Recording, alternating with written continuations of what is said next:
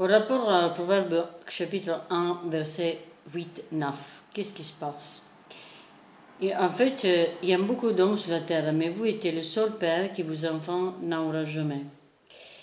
Et afin que ces projets se réalisent, deux personnes doivent jouer un rôle. Le père doit instruire l'enfant, et ce dernier doit écouter et perdre l'oreille à ce qu'il dit son père.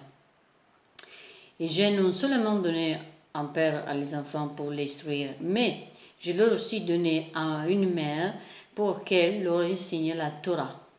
L'auteur de ce proverbe avertit: ne rejette pas l'enseignement, c'est-à-dire la Torah de ta mère.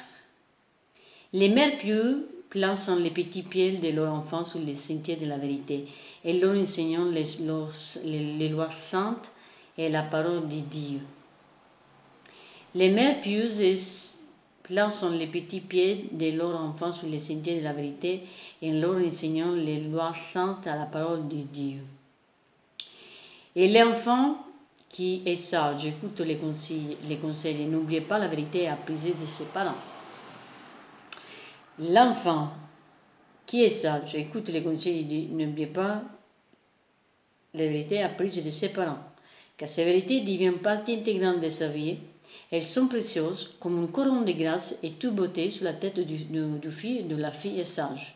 Elles sont comme des colliers d'autorité royale qui ne sont remises qu'au roi, au prince et à l'homme des grandes normes. Comme Joseph, par exemple, dans Genèse, chapitre 41, verset 42. Et Daniel, chapitre 5, verset 29, que les reçurent à cause de leur sagesse.